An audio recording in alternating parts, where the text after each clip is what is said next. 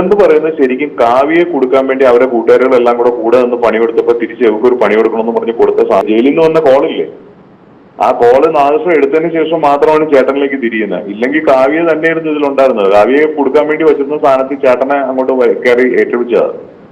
നമസ്കാരം. നടിയെ ആക്രമിച്ച കേസിൽ ഒന്നാം പ്രതി പൾസർ സുനിക്ക് സുപ്രീം കോടതി ജാമ്യം അനുവദിച്ചിരിക്കുന്നത് 7.5 വർഷങ്ങൾക്ക് ശേഷമാണെന്നറിയാലോ. അറസ്റ്റിലായതിനു ശേഷം ആദ്യമായാണ് സുനിക്ക് ജാമ്യം ലഭിക്കുന്നത് തന്നെ. വിചാരണ നീണ്ടുപോകുന്നതാണ് സുനിക്ക് അനുകൂലമായി മാറിയത്. ഇതോടെ പുറത്തിറങ്ങുന്ന പൾസർ സുനി എന്ത് പറയുമെന്ന ആകാംക്ഷയും ഉയരുന്നുണ്ട്. ഇനി സുനി എന്ത് പറയും എന്നത് തന്നെയാണ് കേരളം സമൂഹം ഉറ്റുനോക്കുന്നതും. ഈ സമയത്ത് തന്നെ പുറത്തു വരുന്ന മറ്റൊരു കാര്യം, കാവ്യ മാധവൻ പ്രതിയാകുമെന്ന വാർത്തകൾ കൂടിയാണ്. അതായത് ആകെ മൊത്തത്തിലൊരു ട്വിസ്റ്റ് സംഭവിക്കും ഈ കേസിൽ എന്നുള്ളതാണ് പറയുന്ന കാര്യം. നടിയെ ആക്രമിച്ച കേസിൽ കാവ്യ മാധവന് ബന്ധമുണ്ടെന്ന് സ്ഥിരീകരിക്കുന്ന ഫോൺ സംഭാഷണങ്ങൾക്കുൾപ്പെടെ വലിയ പ്രാധാന്യം ഇപ്പോൾ കൈവരികയാണ്. ഈ സാഹചര്യത്തിൽ കാവ്യ മാധവന്റെ ഇതിലുള്ള ബന്ധം സ്ഥിരീകരിക്കുന്ന ശരത്തും സൂരജും തമ്മിലുള്ള ഫോൺ സംഭാഷണവും വീണ്ടും വൈറലാവുകയാണ്. അതിങ്ങനെയാണ്. എന്തായാലും കേസ് ഇനി കറങ്ങി തിരിഞ്ഞ് കാവ്യയിലേക്ക് എത്താനുള്ള സാധ്യത കൂടി ഇതോടെ നമ്മൾ മനസ്സിലാക്കേണ്ടതുണ്ട്. എന്തായാലും നമുക്ക് ആ ഓഡിയോ കേട്ടു നോക്കാം, ആ ഫോൺ സംഭാഷണം ഒന്ന് കേട്ടു നോക്കാം. വൈരാഗ്യ ബുദ്ധിയല്ല. അപ്പൊ ഞാൻ വൈരാഗ്യമല്ലോ, വൈരാഗ്യത്തിന്റെ അല്ല, വൈരാഗ്യം നമ്മൾ കാണിച്ചു കൊടുക്കൂല്ലോ. ഇത് കഴിയട്ടെ, കോപ്പന്മാരൊക്കെ ഇറങ്ങിയാലും നമുക്ക് വൈരാഗ്യം കാണിക്കാൻ പറ്റുമോ? വൈരാഗ്യം എന്തിനാണ്? നമ്മളെ സങ്കടത്തെ എഴുത്തിന്റെ കാത്തിലേക്കാ അത് എന്ത് ഞാൻ പറഞ്ഞ എന്നെ ആഗ്രഹമുള്ള മിനിസ് നിൽക്കുമ്പോ കൂടാതെ എന്നാണ് സമാധാനം കിട്ടുള്ളൂ.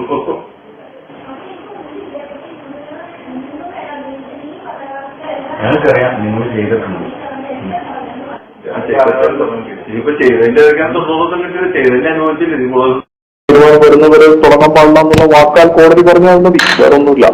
ഇപ്പൊ എന്തായാലും അതിന്റെ ഒരു ഓർഡർ വരുന്നവർ ഇവിടെ ഒന്നും ചെയ്യും. നിലവിൽ സുപ്രീം കോടതിയിൽ നമ്മള് റിട്ട് കൊടുത്തിട്ട് അത് അവിടെ ഇരിക്കുകയാണ്. മീൻസ് എന്താ പറയാ, അർജന്റായിട്ട് പരിഗണിക്കണമെന്ന് പറഞ്ഞത് കൊടുത്തതില് അവർ ഈ തിങ്കളാഴ്ച ഇന്ന് പരിഗണിക്കേണ്ടിയിരുന്നത് വെള്ളിയാഴ്ചത്തേക്ക് വെച്ചു. കോട്ടലിസാന്റെ സൗകര്യം മീൻസ് പുള്ളിയുടെ അവൈലബിലിറ്റി അനുസരിച്ച്. അപ്പൊ വെള്ളിയാഴ്ച എടുത്തിട്ട് അതിന്റെ ഒരു തീരുമാനം അറിയാൻ പറ്റും. വെള്ളിയാഴ്ച വ്യാഴാഴ്ച ചിലപ്പോൾ പോകേണ്ടി വരും ഡൽഹി. എന്നിട്ട് അതൊക്കെ ഇന്നലെയൊക്കെ ഉണ്ടായിരുന്നു. ഇന്നലെ വന്നു, മിനിയാന്ന് വന്നിട്ട് പിന്നെ ഇന്നലെ വീട്ടിലുണ്ടായിരുന്നു. അപ്പൊ ഇന്നലെ മിനിയാന്ന് രാത്രിക്ക് തന്നെ ഇതൊക്കെ വായനയും മറ്റും എന്താ പറയാ അല്ല ഇതിന്റെ ഇതൊക്കെ കേസ് ഡയറിയൊക്കെ എടുത്ത് മറ്റേ ഇതൊക്കെ മൊഴിയൊക്കെ വായിച്ചപ്പോ നോക്കിക്കൊണ്ടിരിക്കുകയായിരുന്നു പുള്ളി.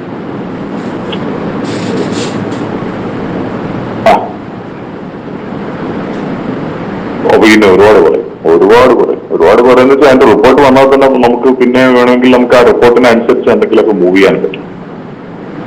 ഡിസ്ചാർജ് മറ്റേ ആ റിപ്പോർട്ട് ഇല്ലാതെ നമ്മൾ പോകുന്നില്ല കാര്യമില്ല. അത് ഈ ചുമ്മാ ആൾക്കാർ പറയുന്നത് കേട്ടോണ്ട് ചേട്ടൻ ഡിസ്ചാർജിന് പോകണമെങ്കിൽ വാലിഡ് ആയിട്ടുള്ള റീസൺ നമ്മുടെ കയ്യിൽ എവിഡൻസും മറ്റും മറിച്ചും എല്ലാം വേണം. വെറുതെ ഈ റോത്തകിസാറിന്റെ വേറെ പുള്ളിയുടെ പറഞ്ഞാൽ മനസ്സിലാവില്ല. റോത്തകിസാർ അതൊക്കെ പറയാന്ന് വെച്ചാൽ അങ്ങേക്ക് ഒരു ദിവസം കേസ് രാവിലെ വാദിച്ചു തുടങ്ങി വൈകിട്ട് വരെ പോയി 50 ലക്ഷം രൂപ കൊടുക്കണം. ആ പുള്ളി നോക്കുമ്പോ എന്താണ് ഡിസ്ചാർജ് ചിലപ്പോൾ അങ്ങോട്ടും ഇങ്ങോട്ടും വാദമൊക്കെ ആണെന്നെങ്കിൽ നീണ്ടു പോകണമെങ്കിൽ അങ്ങനെ അതിന്റെ പൈസയാണ്. 2 പ്രാവശ്യമായിട്ട് പുള്ളി അപ്പീർ ചെയ്ത് കഴിഞ്ഞാൽ വീണ്ടും കൊടുക്കണം ആ 2 പ്രാവശ്യത്തെ പൈസ. അത് നമ്മളെ ഒരു ലോജിക്കും കാര്യങ്ങളും വെച്ചിട്ട് നമ്മൾ ചുമ്മാ കേസ് ട്രയൽ ഉടങ്ങായിരിക്കുന്ന അത്രയും സെൻസേഷനായ കേസിൽ എന്നെങ്കിൽ വിട്ടേക്കെന്ന് പറഞ്ഞ് ഇപ്പൊ തന്നെ കൊടുത്താൽ അല്ല അവരങ്ങ് വിടുവോ? ഇല്ല. അപ്പൊ അതിന് എന്താണ് നിങ്ങൾ പറയാൻ കാര്യം എന്താ, അത് ഇന്ന റിപ്പോർട്ടാണ്. അങ്ങനെ എന്തെങ്കിലും സപ്പോർട്ടിങ് സ്ട്രോങ് ഡോക്യുമെന്റ്സ് കൊടുക്കാതെ എന്നെ കേസിൽ നിന്ന് ഒഴിവാക്കുന്ന പറയുന്നത് ഒരു കാര്യമല്ല. അത് സാധാരണക്കാരനായ ആൾക്കാർ കേൾക്കുമ്പോഴായിരിക്കും ചുമ്മാ ഇത് വലിച്ചിട്ടുള്ള പരിപാടിയും വരും.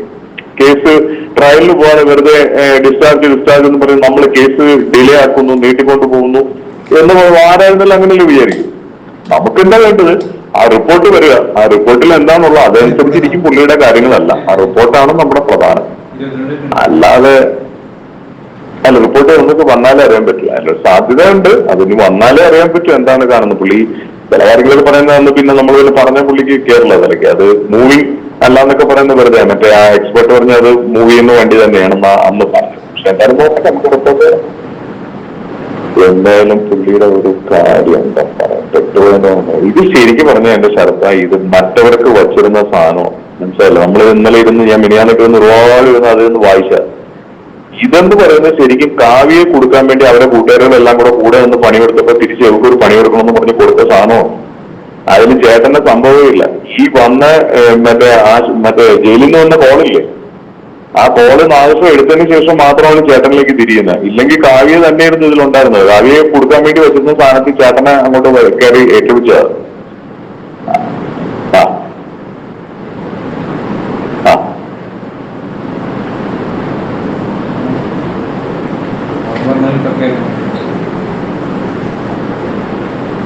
ഇല്ല, അത് തന്നെയാണ് പുള്ളി വെറുതെ നമ്മൾ പറഞ്ഞു. ഞാനൊരു കാര്യം ചോദിക്കട്ടെ സാർ, ഒരു സെൻസുള്ള കോമൺ സെൻസ് ഉള്ള ആൾക്ക് ചേട്ടന്റെ അങ്ങനെ ഒരു ഇത് വേണമെങ്കിൽ ഡി സിനിമാസ് എന്ന് പറഞ്ഞ് എല്ലാവർക്കും കയറി ഇറങ്ങി നടക്കാവുന്ന ഒരു സ്ഥാപനം ചാലക്കുടിയിലുണ്ട്. ഗ്രാൻഡ് പ്രൊഡക്ഷൻസിന്റെ ഓഫീസ് ഇവിടെ എറണാകുളത്തുണ്ട്. അനൂപ് താമസിക്കുന്നത് അവിടെ. ചേട്ടൻ അവിടെ ഉണ്ടെന്ന് അറിയാം. ചേട്ടനെ കാണാൻ പോകാൻ വേണ്ടി ഒരു പാടുമില്ല എവിടെയെങ്കിലും പോയിട്ട്. ഇത്രയും ഒഴിവാക്കിയിട്ട് എന്തുകൊണ്ട് ലക്ഷയിൽ പോയി ഇവർക്ക് ഇത് അനൂപ് പറഞ്ഞ കറക്റ്റ്. അതായത് കാവ്യയും ഇവരെല്ലാം കൂടെ കൂട്ടുകൂടി നടന്നിട്ട് അവരെ കൂടെ അങ്ങനെയൊന്നുമില്ല മറ്റേ മറിച്ചം നടന്നിട്ട് അവരെ കൂട്ടുകാരെയും വലിപ്പിച്ചിട്ട് ഇങ്ങനെ മറ്റേ മറിച്ച് എനിക്കൊന്നുമില്ല എന്റെ അങ്ങനെയാണെന്നൊക്കെ പറഞ്ഞിട്ട് കെട്ടിക്കൊണ്ട് പോയപ്പോ അവർക്കൊക്കെ തോന്നിയ ഒരു വൈരാഗ്യം.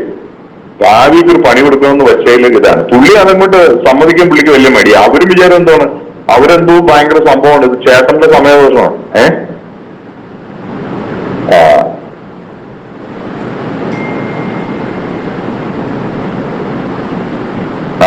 എവിടെ ഒന്ന്. പിന്നെ വേറൊരു കാര്യം സാറേ, ഞാൻ വേറൊരു കാര്യം പിന്നെ പുള്ളിയോട് പറഞ്ഞാൽ നമ്മൾ ഇത്രയും റിലേഷൻ ഉള്ളതുകൊണ്ടോ, പക്ഷെ ഇതിൽ ഈ നമ്മൾ അമ്പലങ്ങളും വഴിപാടും മറ്റും കാര്യങ്ങളൊക്കെ ചെയ്യുന്നില്ലേ, ഇതിൽ യഥാർത്ഥത്തിലുള്ള കാരണം ഇവരുടെ മാരേജിന്റെ എന്തെങ്കിലും കുഴപ്പമുണ്ടോ? കാര്യം ഇവരുടെ നമ്മൾ വരുന്നല്ല അവരെ കുറ്റം പറയാൻ കാര്യങ്ങളൊന്നുമില്ല. പണ്ടൊരിക്കൽ എനിക്കിതുപോലെ ഭയങ്കര പ്രശ്നങ്ങൾ വന്ന സമയത്ത് നമ്മൾ പോയി, പക്ഷെ അങ്ങേരിപ്പം മരിച്ചു കേട്ടാ. അവിടെ ഒരു വലിയൊരു സംഭവം എന്ന് വെച്ച് കഴിഞ്ഞാൽ നമ്മൾ ഈ മറ്റേ ഒരു ചടങ്ങുണ്ട്, അതിനെങ്ങനെ വെച്ചിട്ട് കുറെ കളവും മറ്റൊക്കെ വരച്ചിട്ട് നമ്മൾ പറയില്ല ഈ ഇതിന്റെ ദോഷം ഒഴിവാക്കാൻ വേണ്ടിയിട്ട് ഇത് ഇതൊക്കെ താലിയൊക്കെ എന്നിട്ട് ഇതായിട്ടില്ല തീയിലിടെ അങ്ങനെ എന്തൊക്കെ ചെയ്യും ചെയ്താ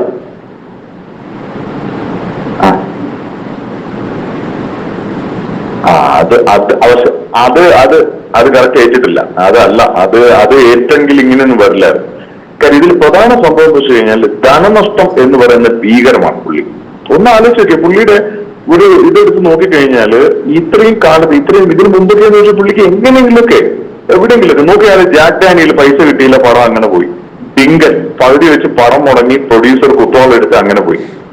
ഈ പറയുന്ന സാധനം നമ്മളെ മറ്റേ മൈസാൻഡ പ്രൊഡ്യൂസർ വന്നു, അതില്ല പൈസ എല്ലാ കാര്യങ്ങൾ പോയി. എവിടെയൊക്കെ കൊണ്ട് തൊഴിൽ പൈസ മുടക്കി അതെല്ലാം അത് മറ്റേ ദുബായ് അവിടെ ഇവിടെ എല്ലാം തകർന്നു. തിയേറ്ററും അങ്ങനെ ഇൻകം ഇല്ല, ലോണും ഇതൊക്കെ പുള്ളി മറ്റേ ഒന്നുകിൽ ഒരു നമ്മൾ എന്തൊക്കെയോ ഒരു കുഴപ്പമുണ്ടാകാം. അത് ക്ലിയർ ആയിട്ടില്ല ഇതുവരെ. അത് ക്ലിയർ ആണെങ്കിൽ പുള്ളിക്ക് ഇങ്ങനെ നല്ലത്. അത് ചെയ്തു കഴിഞ്ഞാൽ മാത്രം ഇനി അങ്ങോട്ടുള്ള പുള്ളിയുടെ ഭാവി കാര്യങ്ങളിലേക്ക് നമ്മൾ പറയില്ല ആലോചിക്കുമ്പോൾ ഇതൊരു എന്തോ ഒരു കാരണമുണ്ട്. അത് ക്ലിയർ ചെയ്ത് കഴിഞ്ഞാൽ അത് മാറും. അത് രണ്ടുപേരും ഒരുമിച്ചിരുന്ന് എന്തോ പൂജയും കാര്യങ്ങളൊക്കെ ചെയ്ത് ഇതിനെ അങ്ങോട്ട് നമ്മൾ പറയില്ല. അത് പേപ്പറിൽ മാത്രമേ ഉണ്ടാവൂ, ബാക്കിയുള്ള കാര്യത്തിൽ നിന്നല്ല ഇവരുടെ ആ ഒരു ഇത് മാറ്റണം. അതില് ശർമ്മജി വെറും ഈ കാശിന്റെ ലക്ഷങ്ങളെ പൂജ നടത്തലും പരിപാടിയും കാര്യങ്ങളൊക്കെ അല്ല. അന്ന് ശരിക്കും പറഞ്ഞാൽ ഇത് ചെയ്തെന്ന് വെച്ചാൽ തമിഴ്നാട്ടിൽ നിന്ന് വന്ന ഒരു ടീം, അതായത് മറ്റേ ഇതില്ല നമ്മൾ മറ്റേ മധുര വേറെ ഒരു അവരുടെ കുറെ കറുപ്പസ്വാമി അങ്ങനെയൊക്കെ വെച്ചിട്ട് വേറെ കുറെ സാധനങ്ങളൊക്കെ വെച്ചിട്ടാണ് അന്ന് ചെയ്തത്. ഒരു രാത്രിയാണ് ഇത് ചെയ്യുന്നത്, ഫുൾ നൈറ്റ് ഈ പൂജ ചെയ്യും. രാവിലെ സൂര്യൻ ഉദിക്കുമ്പോഴത്തേക്ക് ഇത് തീരും. അത് ഭയങ്കര സംഭവം. നമ്മൾ പാലക്കാട് പോയിട്ടെങ്കിൽ ഞാനും അതിലൂടെ പോയിട്ട് എനിക്ക് ഓർമ്മ അല്ല കഴിഞ്ഞിട്ട് പിന്നൊന്നും പറയണ്ടോ? അത്ര ഞാൻ കേട്ടോ അല്ല നമ്മൾ കേക്കണ്ടേ? വേറെ ഞാൻ കുട്ടിയേട്ടൻ മരിച്ചു ഭയങ്കര സംഭവം. കാര്യം ബിസിനസ് സ്ഥാപനത്തിന് ഒരു രക്ഷയില്ല, ജോലി പ്രശ്നം ഒന്നും ചെയ്യാൻ പറ്റാത്തൊരവസ്ഥ. പക്ഷെ അതൊക്കെ കഴിഞ്ഞ ദിവസമാണ് പിന്നെ ഒരു സമാധാനം, ഒരു മാറ്റവും കാര്യങ്ങളും. അന്ന് എനിക്ക് ചെറിയ സത്യം അതായത്